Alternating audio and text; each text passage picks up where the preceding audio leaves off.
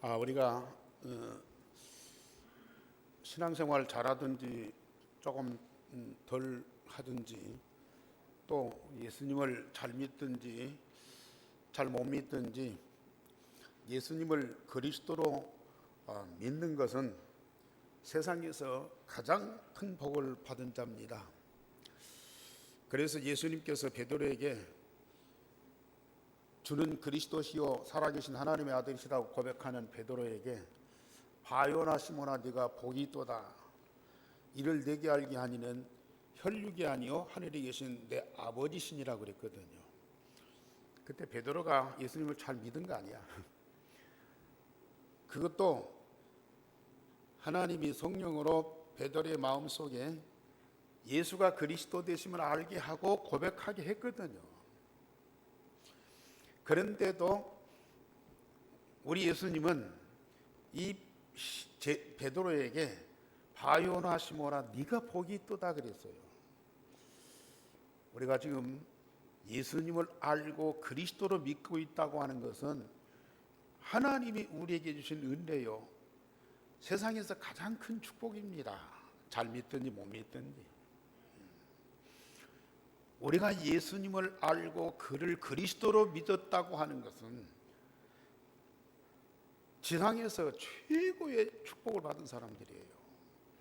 아직도 이 자리에 계시면서 그걸 모르고 신앙생활하는 분들이 있는데, 오늘이라도 예수님을 그리스도로 사실로 믿어보세요. 잘 믿든지 못 믿든지 그냥 믿으라니까요. 바요나 시몬아,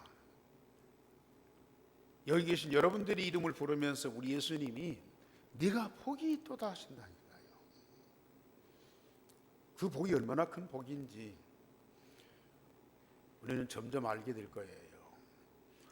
그런데 문제는 베드로가 이 고백을 해놓고 3년 동안 예수님 제자로서 예수님과 함께 생활했는데 실제적인 삶은 믿음의 생활이 아니야.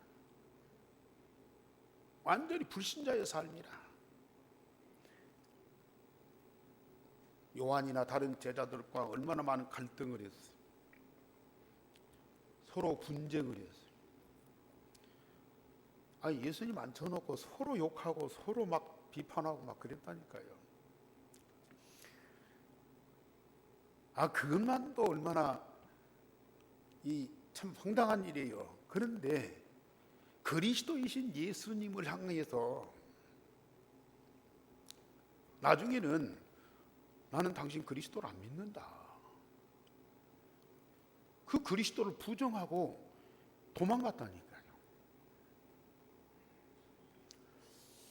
왕이 되려고 그러는 예수님을 왕으로 모시고 자기는 그 밑에서 뭔가를 좀 하고 싶었어요. 그런데 우리 예수님이 왕 되기는커녕 원수들에게 잡혀서 십자가에 죽는 참혹한 꼴을 보고 그를 그리스도로 인정할 수가 없다니까. 자기의 야망, 자기의 계획이 다 무너져 버린 거예요. 대실망을 하고 배신하고 도망가 버렸어요. 그런데 그 속에 예수는 그리스도라고 믿었고 고백했던 그 믿음은 남아있다고요.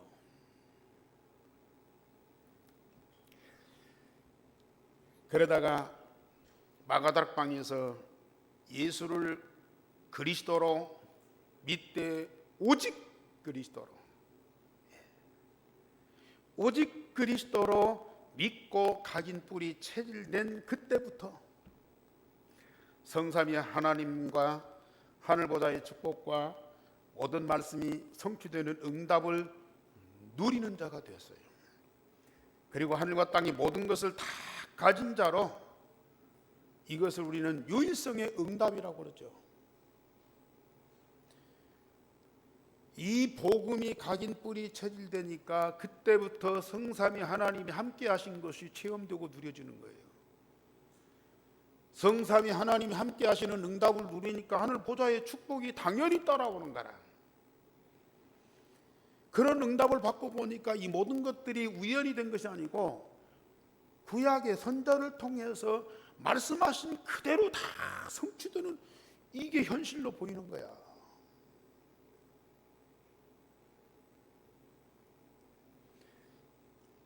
그때부터 이 베드로가 변화가 되기 시작해요. 영적인 유일성의 응답을 다 받고 누리니까 그때부터 베드로 안에서 모든 것이 날마다 새롭게 재창조가 되는 거예요. 베드로가 그 응답 받고 보니까 베드로가 입에서 나오는 말마다 뭐예요? 오직 복음이에요. 안전뱅이 보고 내게 은과 금은 없지만은 내게 있는 것은 내게 준다. 나사렛 예수 그리스도 이름으로 걸어라. 아니 나면서부터 안전뱅이 된다. 그를 붙들어주고 약을 주고 돈을 주고 그럴 수는 있지만은 절대 불가능한 절망적인 그 사람한테 나사렛 예수 이름으로 걸어라. 어떻게 그 말이 나올 수 있냐 그 말이에요. 이 복음이 각인 뿌리 체질되니까 오직 그리스도밖에는 나올 것이 없어요. 안전뱅이를 예수의 이름으로 일으켰다고 고발당해갖고 감옥에 갇혔어요.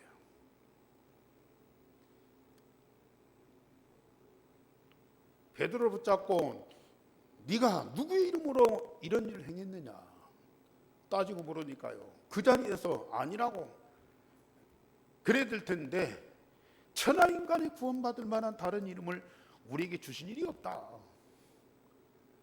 그러면서 그 자리에서 그리스도를 또 얘기하는 거예요. 그 자리에서 그리스도 얘기하면 감옥에 갇히는 건 말할 것도 없고 사형 선고 죽을 수도 있어요. 그런데도 그 입에서는 그리스도밖에 안 나오는 거야. 이게 오직입니다. 이게 그리스도를 제대로 알고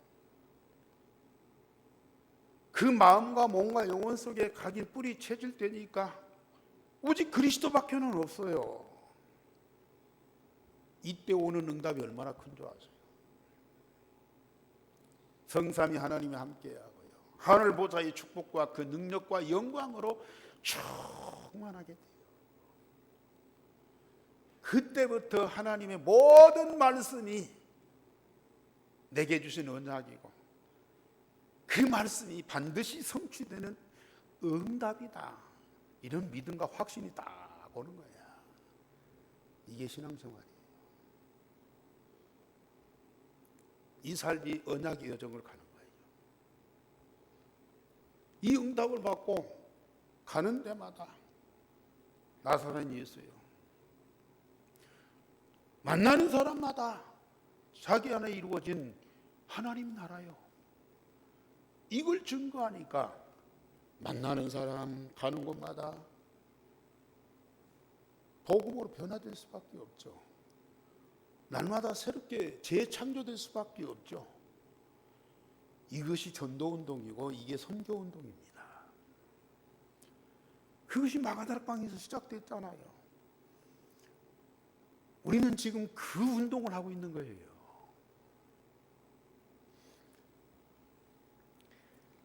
유일성의 복음으로 각인 뿌리 체질된 자는 큰 핍박과 죽음에서도 살아남는 자가 돼요. 남는 자.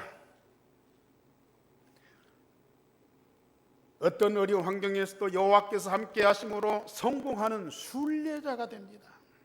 순례자. 오늘은 이곳, 내일은 저곳 정처 없이 왔다 갔다 하는 것 같아요. 그런데 분명한 목적이 있어요. 분명한 목적지가 있다니까요. 분명한 계획과 뜻이 있어요. 그런 목표를 가지고 이곳저곳을 다니는데 가는 곳마다 여호와께서 함께 하세요. 모든 현장에 하나님의 역사가 보여요. 그러니까 성공할 수밖에 없어요. 순례자입니다. 이런 사람들이 어떤 사람, 어떤 나라도 하나님의 응답으로 살리는 정복자가 됩니다. 정복자예요. 여기 계신 여러분들은 율성의 복음으로 각인 뿌리 체질된 남는 자, 순례자, 정복자 맞죠? 크게 하세요. 맞죠? 예, 아멘 하세요. 이게 사실이니까요.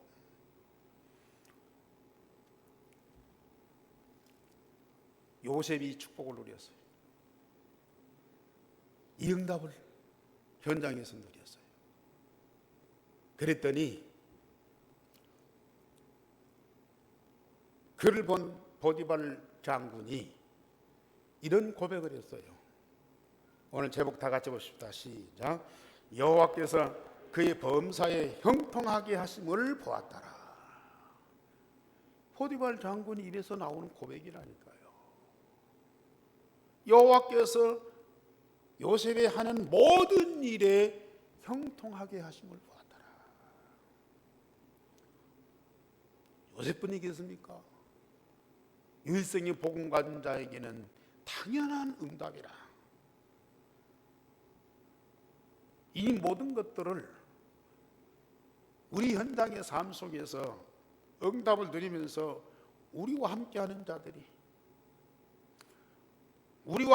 자들이 여러분들을 보고 이 고백을 할 수밖에 없는 그런 역사와 증거가 있어야 돼요. 하나님께서 오늘 여러분들에게 그 응답 주시려고 이 말씀을 주시고 계셔요.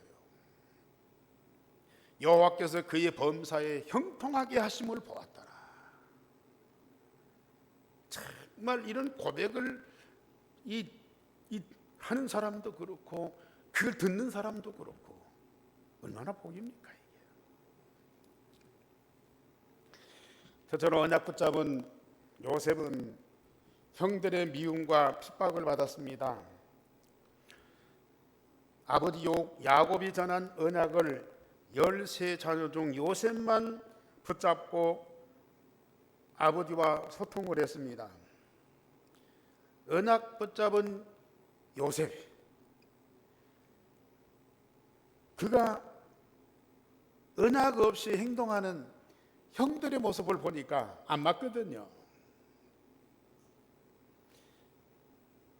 그러니까 형들의 잘못된 행동을 아빠한테 일렀어요. 참 나이가 조금 성숙했더라면은 그 형들의 잘못된 행동을 보고 기도를 했을 것인데 아직 나이가 어리기 때문에 언약 없이 행동하는 그 형들의 모습을 보고 그걸 아버지한테 일렀어. 아, 형들이 이렇게 인본주의 쓰고 거짓말하고 서로 싸우고 아버지가 시킨 일도 안 하고 막 그런다고요. 일렀어. 잃는 것은 나쁜 것일 수 있는데 그만큼 언약 붙잡은 자와 언약 붙잡지 않은 자가 서로 갭이 생기는 거예요. 다를 수밖에 없어요. 영적으로 요셉과 아버지가 소통하는 거예요. 서로 하나가 되는 거예요. 또 요셉을 위해서 특별히 채색 옷을 입혀, 색동적으로 옷을 입혀. 그러니까 형들하고 완전히 구분되는 거죠. 뭐 그래 안 해도 이렇게 갈등이 있고 분쟁이 되는데 언약 붙잡은 이 야곱이 그 언약을 요셉이 다 전달했는데 다른 사람들은 안 받아. 그런데 요셉만 유독이 그 언약 붙잡고 응답을 누리니까 그 아빠여서 얼마나 마음이 흐뭇하고 기쁘겠어요. 그러니까 인간적으로도 그 요셉한테 정이 갈 수밖에 없어. 그러면서 채색 옷을 입혀줘. 어떤 면에서 보면은 이뻐서도 그럴 수 있지만은 언약 붙잡은 자는 다르다. 이것을 형들한테 보여주는 사인일 수도 있어요. 이게.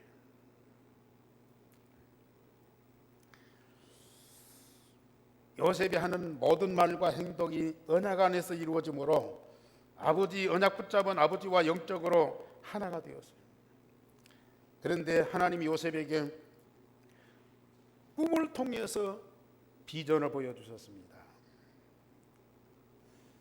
앞으로 요셉을 통해서 하나님이 이루실 일을 알게 하셨어요. 그래서 꿈을 2번 꾸잖아요. 볏집단들이 요셉의 볏집단에게 다 절하고, 해와 달과 별들이 요셉의 별에게 다 절하고.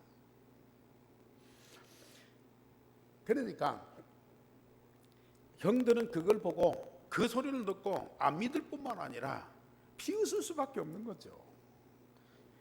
양치는 주제에 네가 어떻게 나라를 다스리는 자가 되냐, 네가 어떻게 세상의 왕이 되겠느냐, 그러면서 비웃고, 비웃는 정도가 아니고 핍박하기 시작해요. 형들은 요셉의 꿈을 비웃고 비난하지만은 언약이 통하는 아버지 야곱은 그 요셉의 말을 마음에 담았더라. 어쩔 수 없어요. 이거 영적으로 소통되고 서로 통하니까 그럴 수밖에 없다니까요.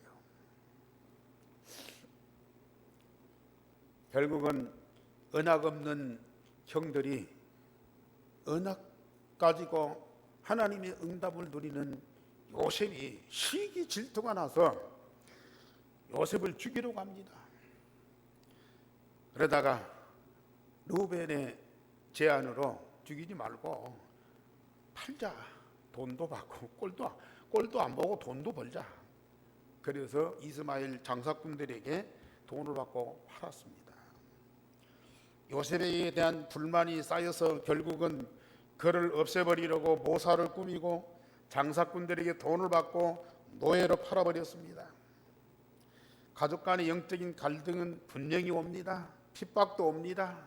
그러나 우리는 두려워하지 마세요. 아무리 절친한 친구고 또 가족이라도 영적인 갈등과 분쟁은 올 수밖에 없는 거예요. 필연적인 거예요. 그러나 언약으로 각인뿔이 체질된 사람은 거기서 무너지거나 변질되지 않습니다. 그래도 우리 가족이지, 그래도 친구가 없으면 안 돼, 그러다가 내가 왕따 당하고 나 혼자 어떻게 살아? 그런 염려는 하지 마세요. 우리가 오직이 대해서 하나님의 응답과 축복을 받으면 그런 사람 다 살리게 돼 있어요. 언약으로 오직이 되지 아니하면 누구도 그들을 살릴 수가 없어요. 그렇기 때문에 우리는 오직 속으로 꼭 들어가셔야 돼요. 핍박뿐만 아니라 죽음이 다가온다 할지라도 우리는 유일성의 복음으로 오직이 딱 돼야 된다니까요.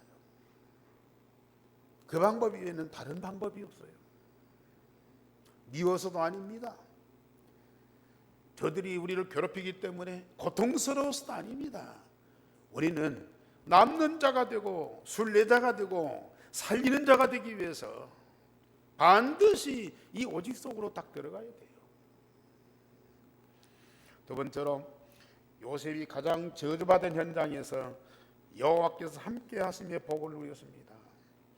요셉이 애굽의 시위대장 보디발 장군의 집에 노예로 팔려서 종살이를 하게 됩니다.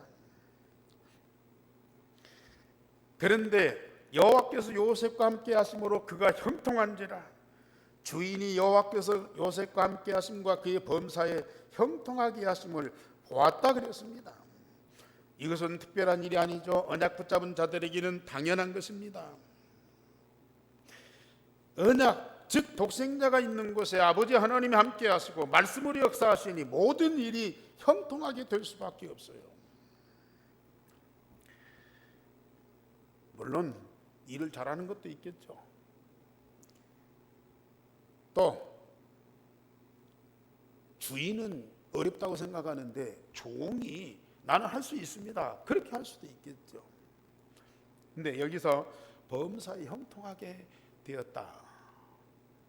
하는 일마다 잘 되고 성공하고 뭐 그걸 그럴 수도 있어요. 그런데 사실은 주인된 이 보디발은 나라의 국방을 담당하는 장군이라고 말이에요. 왕을 모시는 최고의 신하라고 말이에요. 그런데도 얼마나 사람에 대해서 불만이 많겠습니까? 나라 여러 가지 일들에 대해서 불평이 많지 않겠어요? 그런데 이 요셉은 종인데, 노예인데 언약 가지고 하나님과 함께 하시는 응답을 누리면서 평안한 거예요. 참 평안을 누리는 거예요. 종인데 자유한 거예요. 아니, 잘 살다가 형들한테 배신을 당하고 종으로 팔려와서 지금 노예 신분인데 무슨 평안입니까? 무슨 자유입니까? 하는 일을 보면은 하나도 불평 불만이 없이 그냥 기쁨으로 일하는 거예요.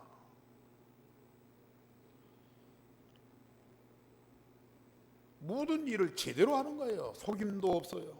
눈치도 안 봐. 다른 사람 같으면은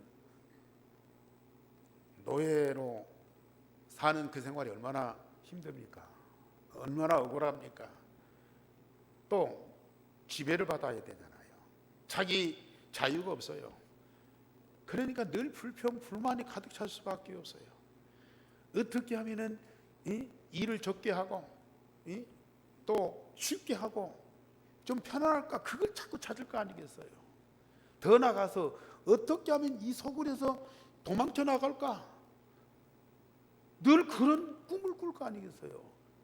그런데 요셉에게는 전혀 그게 없다는 얘기죠. 범사에 형통하게 하심을 보았더라. 형통한 것이 뭐겠습니까? 다른 사람보다 10배, 20배 일을 잘하고 많은 성과를 거두고, 물론 그것도 되겠죠. 그러나 자기 하는 그 일에 불평 불만이 없는 것만도 거기에서 참된 평안과 자유를 누리면서 모든 일을 기쁨과 즐거움으로 하는 그 자체가 형통한 거예요. 말은 쉽지만 그 일은 어렵습니다. 장군이라도, 최고의 높은 자리에 있는 사람도 이런 평안과 자유와 기쁨을 누릴 수가 없다니까요.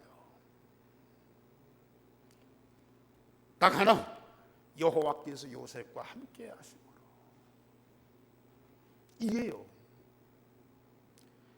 그가 노예로 있든지 주인으로 있든지 고에 있든지 밑에 있든지 상관없이 여호와께서 요셉과 함께 하심으로. 그 여호와께서 주시는 것이 뭐겠습니까? 여호와께서 함께 하실 때 오는 응답이 뭐겠습니까? 아니, 형통하게 했다 그러면은 하나님이 노예에서 이 요셉을 탈출시켜야 할 거 아니겠어요? 요셉은 한 번도 그걸 하나님께 요구한 적이 없어요. 우리가 일상생활에서 그렇습니다. 지금 우리 안에 율성의 복음이 각인 뿌리 체질되었다. 내가 살아가는 그 현장에 여호와께서 함께 하신다. 그런 어려운 상황에서 하늘 보좌의 축복을 누리고 있다. 말씀이 성취되는 응답을 누리고 그 말씀대로 되어지는 삶을 살고 있다. 얼마나 복된 일이.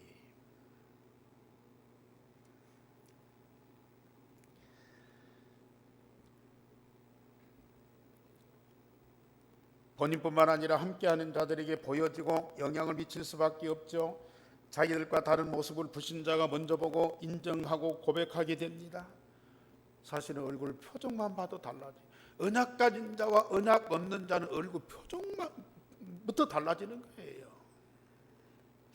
그 마음과 몸과 영혼 속에 있는 것이 뭐냐에 따라서 말투 하나하나가 다르다니까요.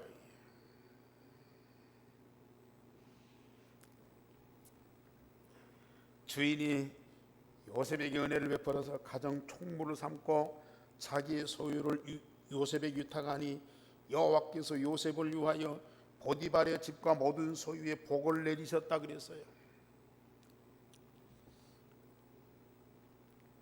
아직까지 요셉은 노예입니다.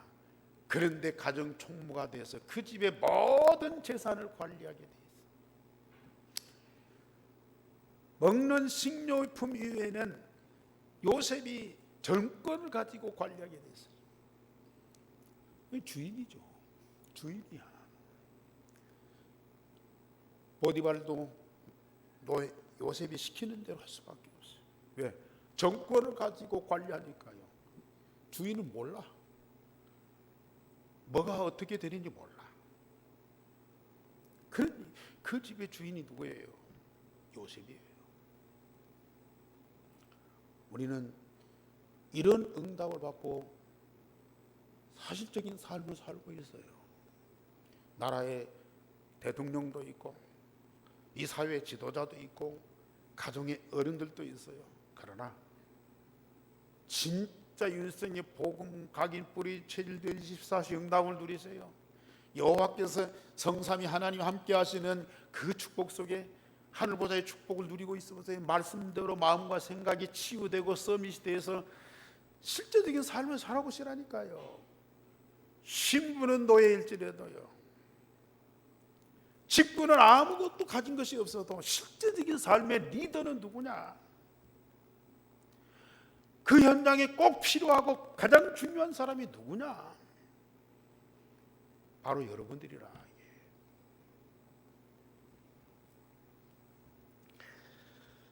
그때부터 이 보디발 장군 집과 밭에 여호와께서 모든 복을 다 주신 거예요. 이게 바로 렘넌트입니다. 이게 바로 언약 가진 자입니다. 나만 잘 먹고 평안한 것이 아니고 나와 함께하고 내가 있는 그 현장에 여호와의 복을 받게 돼 있어요. 네. 악한 사람이라도 지난주 말씀드린 대로 이 라반의 집에 이 야곱을 통해서 복을 받게 하신다니까요. 오늘 여기 말씀도 요셉을 위하여 보디발 집과 밭에 복을 주셨다 그랬거든요. 진짜 여러분들은 그런 주인이라니까요. 그리고 세 번째로 요셉이 가장 절망적인 상황에서 최고의 응답을 받았습니다. 보디발의 아내가 요셉을 유혹하려다가 실패하니까 누명을 씌우고 감옥에 가둬버렸어요. 요셉은 그 감옥에서 억울함을 호소하고 고발하고 또 재판하고, 그게 아니고요, 감옥에서 하나님께 집중하면서 기도하니까 하나님의 신에 크게 감동되었더라. 사단이 가까운 사람들을 통하여 미혹하여 넘어지게 합니다. 억울한 일이 한두 번이 아닙니다. 그러나 거기서도 여호와께서 함께 하시며 말씀의 응답을 주십니다. 더 큰 역사가 일어나게 되죠. 그래서 그 감옥에서 왕궁의 신하들의 꿈을 해석해 주었습니다. 술 맡은 관은, 떡 맡은 관은 꿈을 꾸었는데 요셉이 해석한 대로 됐어요. 그런데 왕이 꿈을 꾸었어요. 바로 왕이 꿈을 꾸어놓고 도대체 이게 무슨 뜻이냐 고민하고 걱정하게 됐습니다. 이게 보통 꿈이 아닌데 한 번도 아니고 두 번이나. 처음에 7벼 이삭이 일어나더니 나중에 마른 벼 이삭이 그걸 다 먹어버려요. 살찐 소 7마리가 나타나더니 나중에 빼빼 마른 소 7마리가 또 그걸 다 잡아먹어버려요. 이건 보통 사건이 아니거든요. 애굽에 있는 박사들, 술객들 다 모아서 이걸 해석해라 그랬는데 이 말 저 말 하는데 하나도 마음에 와닿질 않아. 고민하고 있는 중에 그 감옥에서 요셉의 꿈대로 되어진 그 신하가 요셉을 소개해서 요셉이 왕 앞에 서게 돼요. 네가 꿈을 잘 해석하는 사람이냐? 아니요. 하나님께서 알게 하신 것입니다.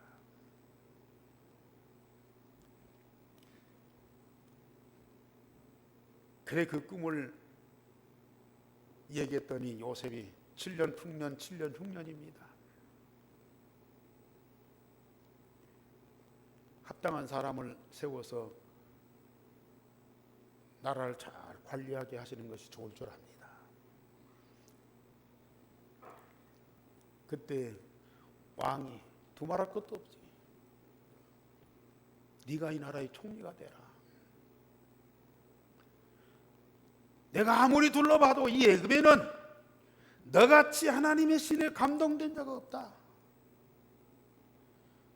너와 같이 지혜롭고 총명한 자가 이 나라에는 없으니 네가 이 나라의 총리가 되사. 나는 왕 보좌뿐이다. 나라 전체를 네가 다 관리해라.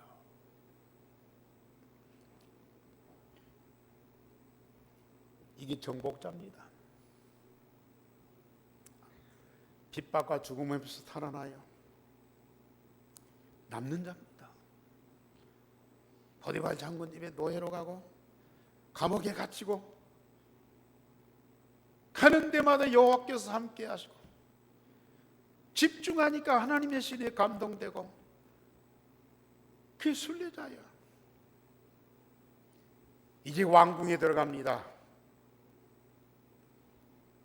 나라와 나라를 전 백성을 관리하는 정복자가 딱 돼요. 그러면 높은 자리에 올라가서 호령하고 사람들의 이 존경과 추앙을 받는 그것으로 만족합니까? 아니요. 7년 풍년 7년 흉년 엄청난 사건이요.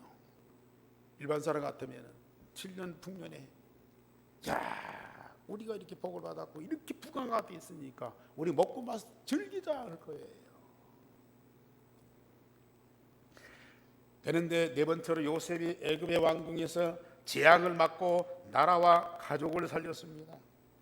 7년 풍년 7년 흉년의 적절한 정책으로 나라의 위기를 해결했을 뿐만 아니라 백성들과 다른 나라에게 쌀을 팔아서 애굽이 부강한 나라가 되게 만들었습니다. 지금 이 시대의 상황을 말씀 가지고 영적인 눈으로 보면 미래가 보입니다. 마태복음 24장 보세요. 디모데후서 3장을 보세요. 사람들은 지금 편안하고 부유하고 건강하고 성공하고 출세하니까 그것으로 좋아하고 또 자랑하고 또 더 많은 욕구를 가지고 열심히 합니다. 앞으로 오고 오는 재앙과 말세의 고통을 하나도 느끼지를 못하는 거예요. 알지도 못해. 그런데 언약 가진 자는 이게 보인다니까요. 하나님과 함께 말씀의 응답을 누리는 사람들은 미래가 딱 보인다니까요. 영적인 눈으로 보면은 세상과 종말에 어떤 일이 일어날 것인가를 분명히 알게 됩니다. 그걸 대비하는 사람, 그게 전도자예요. 그게 바로 정복자입니다. 요셉의 형들이 양식을 구하러 왕궁에 왔는데 왕궁에 쌀 관리하는 총리가 바로 요셉이라. 몰랐어요. 그런데 요셉이 자기 신분을 밝히면서 엉엉 울고 그를 부둥켜 안고 너무 반가워서 복수의 기회가 아니야. 과거에 잘잘못 따지고 시비하고 재판하는 자리가 아니야. 이산가족이 만났어요. 너무 반가워서 부둥켜 안고 울면서, 나는 형들이 팔았던 요셉입니다. 그러나 두려워하지 마소서. 당신들이 나를 판 것이 아니고 생명을 구원하시려고 하나님이 나를 먼저 보내셨습니다. 복음 가진 자 아니면 아무리 착하고 성인이라도요, 이런 고백을 할 수가 없어요. 그런데 복음 가진 자, 남은 자, 순례자, 정복자는 이런 고백은 당연한 거예요. 무슨 원한이 있습니까? 형들이 안 팔았으면은 요셉이 애굽에 갈 수가 없어요. 요셉이 애굽에 안 갔으면 여호와께서 함께 하시는 응답과 여호와의 신에 감동되어 나라를 살리는 그 일을 어떻게 하겠어요? 요셉이 볼 때는 형들이 공로자야. 감사한 거야.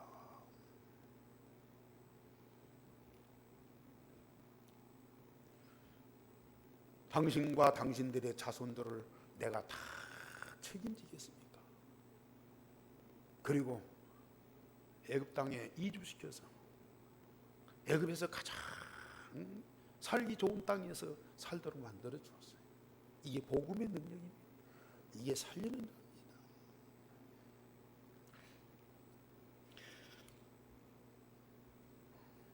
복음 가진 자는 모든 사람을 살리는 자입니다. 인간의 힘이 아닌 하나님 힘과 하나님의 권위를 가진 자예요. 하나님이 주시는 영적인 힘과 하나님의 영적인 권위를 가진 자예요. 여러분들은 예수 그리스도의 이름으로 하나님께 기도하고 하나님의 모든 것을 응답받되 성삼위 하나님의 권위를 가지고 모든 세상을 살리는 자라. 그래서 이 모든 것을 응답으로 누리는 자들이 하나님의 자녀고 천국 시민권자고 그리스도의 제자들입니다. 그래서 제가 주일마다 여러분들에게 꼭 드리는 말씀이 유일성의 복음으로 각인 뿌리 체질되어 24시 행복한 자가 되라고요.